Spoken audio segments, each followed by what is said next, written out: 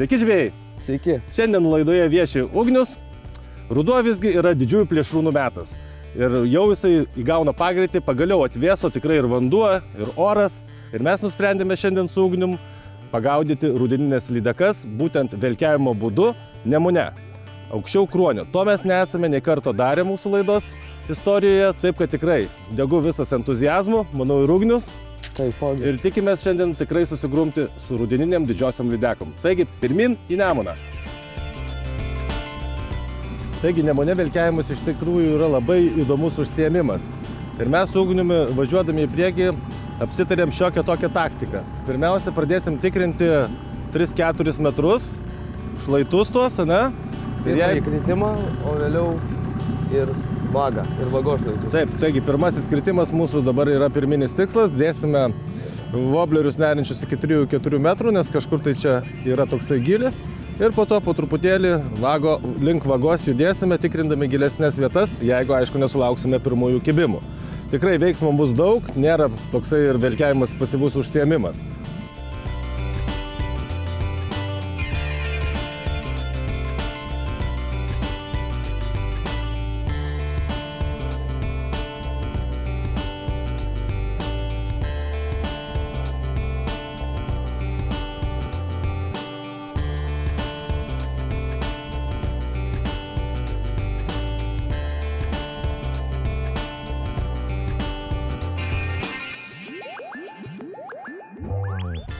Na štai pirma lydekaitė, ant tų 4, 5, 6 metrų visiškai jokio kibimo nesulaukėme. Na ir pasidavus šiek tiek giliau į 6,5, 7,5 metro, štai pirmas kibimas ir pirma lydekaitė keliauja į laisvę.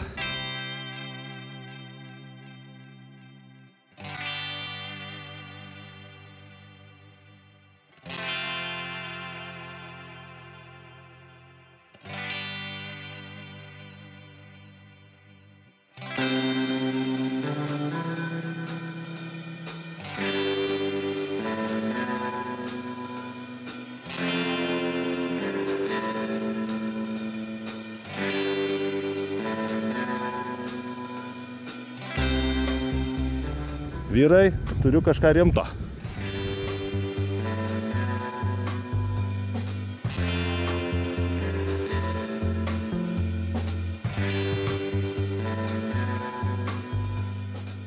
Nemunas tom ir yra nuostabus, kad nežinai, kada kokia žuvis užkibs.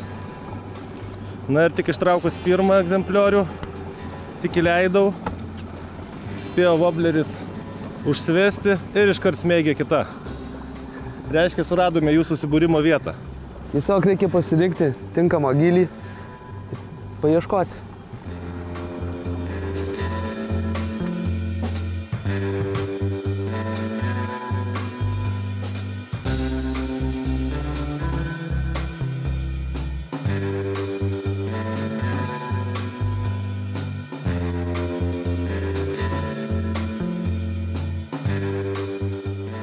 Tokia gražuolė.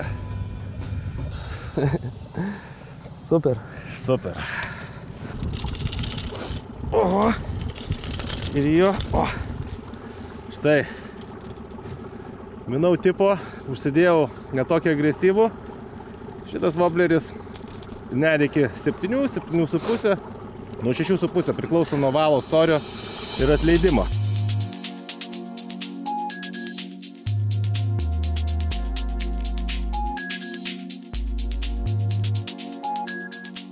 Noriu šiek tiek pakalbėti apie pačią pravedimo techniką. Netgi ir velkiaujant yra šiokios tokios pravedinėjimo ir masalo pateikimo technikos bei būdai.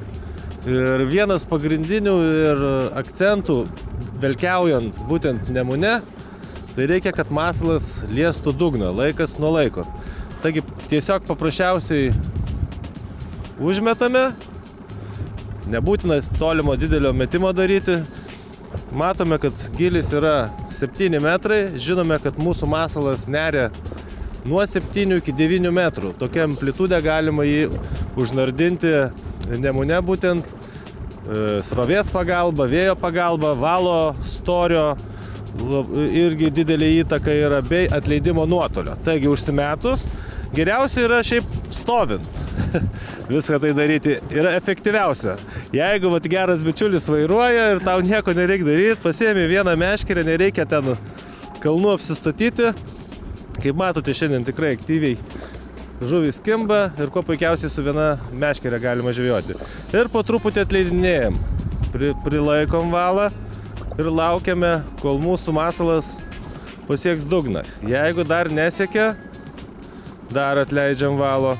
Ir visada stebime viršūnėlę spiningo ir tada aiškiai bus matyti, kada masalas lies dugną. O, va, matote?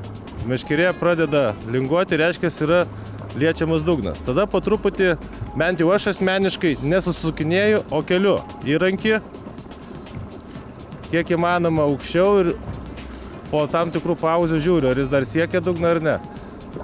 Reiškia, siekia, tada šiek tiek prisisukame, vėl nuleidžiame žemyn, siekia, keliam. Tokiam aukštai reiškia siekia. Reiškia, dar truputėlį reikia pasisukti ir vėl nuleidus stebėti įrankį. Ir štai, jau nedaug trūksta. Štai vėlgi tolygus gražus meškerės darbas. Gražiai linguoja, reiškia, yra dugnas nesiekiamas. Ir tokiu būdu stebint echolotą, jeigu, tarkim, gylis staiga pagilėja, tada reikia nuleisti meškerę. Ir wobleris automatiškai pradeda giliau nerti. Ir vėl, jeigu pajaučiate, kad šiek tiek liečia dugną, reikia vos sukelti. O kaip šiuo atveju. Va, ir kai jau vyksta tolygus darbas ir šiek tiek tik stuksenimas į dugną, tai reiškia tai, ko jums ir reikia. O po to nereikia jau rankino sukinėti, užtenka tik tais nuleisti arba pakelti įrankį. Ir tokiu būdu apgaudamas yra ir didesnis plotas, ar tai yra aukščiau ar mažiau. Ir jeigu, tarkim, jūsų echolotas parodė, kad lydeka šiek tiek arba kitas plėšrūnas pakilęs, tai užtenka tik tai sukelti įrankį ir masalas jam bus iš lėto pateikiamas prie pat nosies. O kitu atžvilgiu, jeigu matote, kad sekanti žuvis prisiplojusi yra prie dugno, tai tiesiog iš lėto nuleidinėjimas spiningas ir laukiame, kol vėl šiek tiek atsimuš masalas į dugną. Ir tokiu aktyviu, pakankamai gaudimo būdu tikrai kur kas efektyviau yra gundomos lydekos. Ir tuo pačiu dar galima šiek tiek ir tą masalą patraukti, atleisti. Wobleris plaukiantis jisai staigiai užneria, atleidus šiek tiek pakyla ir taip labiau imituoja sužeistą žuvelį ir tikrai plėšrūnus tai varo tiesiog iš proto. Ir dar aišku priklauso, kas vairuoja valtį, nes taipogi greičių kaitaliojimas duoda irgi savo efektą, taipogi ir krypties. Reikia sekti echolotą, ypatingai Nemune, nes vaga yra vingiuota ir reikia žiūrėti visus pagilėjimus, paseklėjimus ir stengtis, kaip mes šiandien, kaip Ugnius šiandien stengiasi valtį vesti būtent vaga pačia. Na ir dar vienas labai patogus dalykas velkiaujant, ypač echolotuose įmontuotas GPS-as. Taigi, kaip ir matote, matome mūsų plaukimo kelią ir tiesiog kryptį valties. Taigi mes visą laiką galime laviruoti. Grįžti, jeigu turėjome kibimą, grįžtame tų pačių kelių, pasižymime tašką, kaip ir matote čia, kur buvo sugautos lydekos, ir velkiaujame tų pačių kelių. Tai tikrai veikia.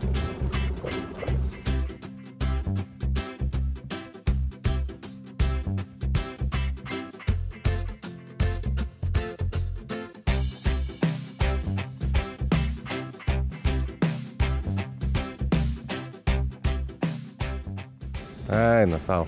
Pabėgo. Visko būna. Na, manau, kad manęs laukia dar įspūdingesni laimikiai.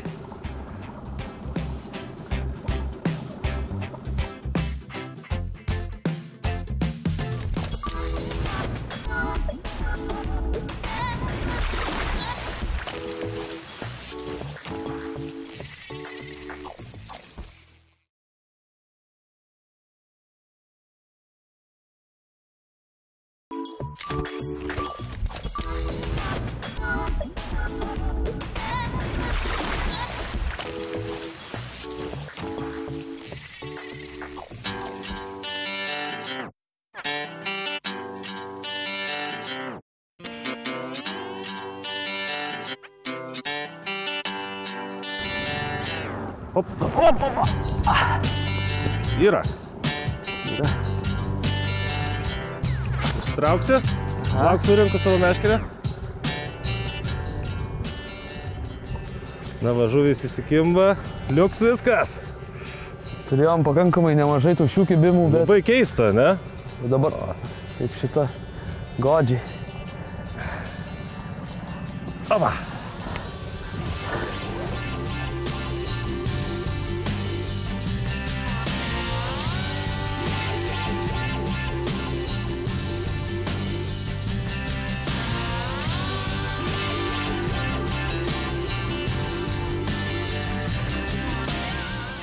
Procesas vyksta ir keletas yra pastebėjimų.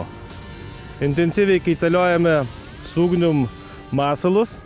Tai dedame minau, tai dedame krenktipo voblerius ir kol kas ant minau voblerių šiek tiek didesnis kabinasi.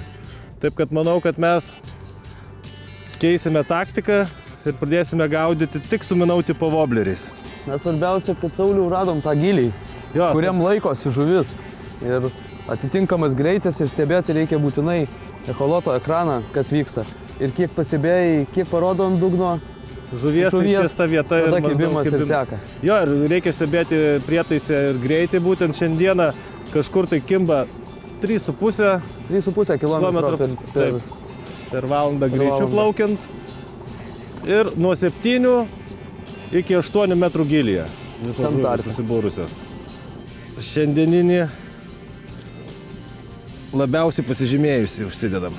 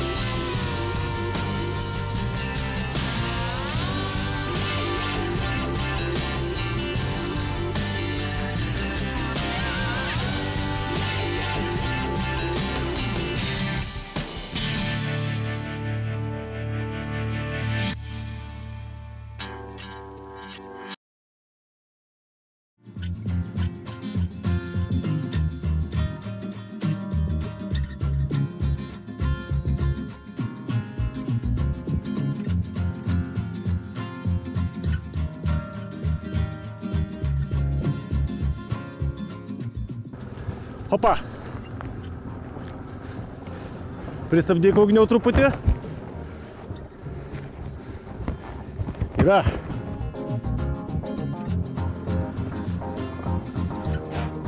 Šiek tiek apniuko. Paryškinau spalvą ir iš karto ilgai laukti nereikėjo. Kelios minutės ir lydeka.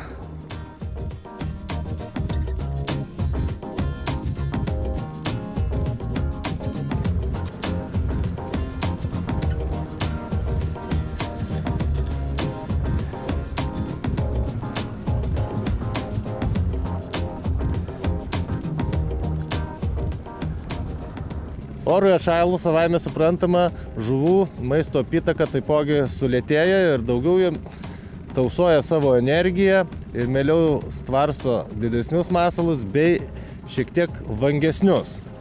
Dėl to mes šiandieną ir su ugnim pasirinkome minau tipo voblerius, Marijos būtent, Kas man šituose masaluose patinka, kad yra tikrai. Japonai parinko puikias spalvas ir nereikia klaidžioti po begalės atspalvių kažkokių. Tai yra konkrečios geros spalvos.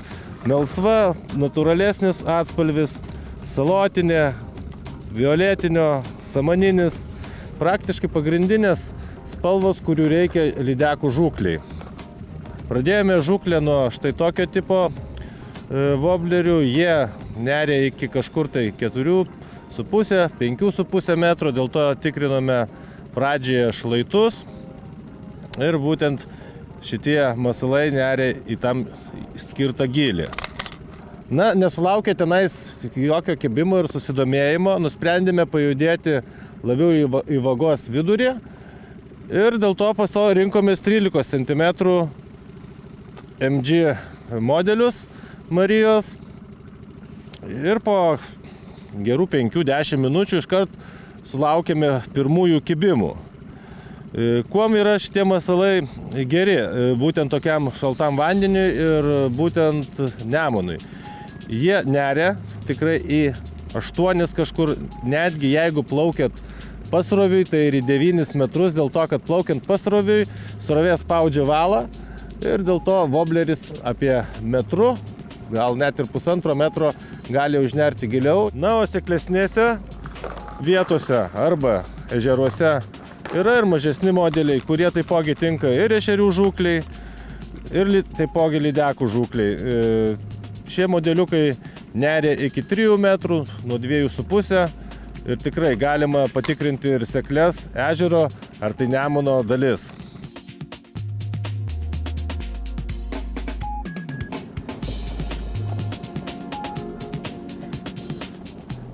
Ne pati didžiausia.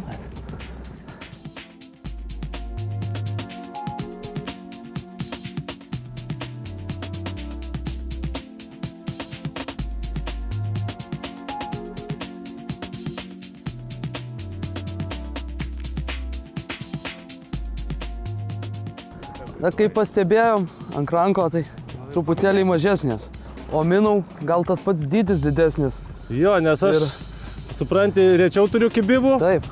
tačiau didesnės. Tau daugiau kala ir, kaip minėjau, ant krank nelabai Na, pas pataiko. mane daug tų kibimų, bet daug tuščių. Jo. O pas tave visos lydekos tikrai paima.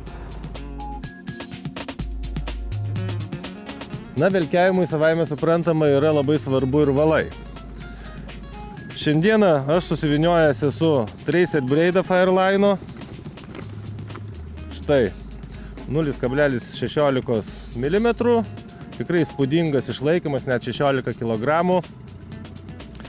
Puikus valas, jisai tikrai pasižymėjęs, jis jau yra ne vien tik Lietuvoje, bet ir visam pasaulyje. Mūsų geras bičiulis pagavo rekordinį otą 195 kg Norvegijoje, būtent naudodamas šitą valą. Savaime suprantama, storesnio diametro. Na ir jis tikrai puikus velkiavimui, tiek ir džigavimui, tiek ir įvairioms spiningavimo rūšims. Kitas valas, apie kurį norėčiau pakalbėti, būtent skirtas velkiavimui, yra Spider Wire Ultra Cast. Kaip matote, čia parašyta Fluoro Braid, tai reiškia, kad jis yra 4 gijų ir 2 gijos iš jų yra fluorokarboninės. Tai reiškia, kad 50% sudaro fluorokarbonas. Ką tai reiškia? Tai reiškia, kad ypatingai geras jo yra skendimas. Velkiaujant, tai yra aktualu tai, kai norite, tarkim, giliau užnardinti savo masalą, woblerį, kuris, tarkim, jeigu rašo gamintojas neria iki 5, tai tikrai šio valo pagalba masalą panardinsite tikrai bent jau metru kokiu, tai tikrai giliau. Ir labai puikus yra ir džigavimui. Dėl to, kad taipogi greičiau skęsta ir masalas greičiau skandinamas yra. Tai aktualu rudenį, gaudant starkius, lydekas iš duobių ar tai ešerius. Tikrai atkreipkite dėmesį, puikus valas. Toliau galite dar atkreipti dėmesį ir į Strin gamintojo valą. Jisai yra labai irgi tvirtas, pavyzdžiui 0,14 diametrų laiko net 13 kg. Tai yra rimtas valas ir praeitais metais lašišų gaudytojai jį labai naudojo ir, kaip žinia, pati didžiausia lašiša apie 30 kg buvo ištraukta būtent naudojant šitą valą. Dar vienas mūsų krepšyje valas, taipogi Spider Wire gamintojo ultrakastas. Jisai labai tinkamas taipogi lašišų gaudymui, nes ypatingai yra slidus ir norint nuskraidinti nedidelį masalą lengvą, su šitu valu tikrai pavyks kur kas toliau negu naudojant įprastą pintą valą. Na, o upėse mėgėjai gaudyti tikrai atkreipkite į šitą valą. Taipogi labai irgi tinkamas tiek lašišų, tiek salačių, tiek kitų plėšrūnų gaudymui.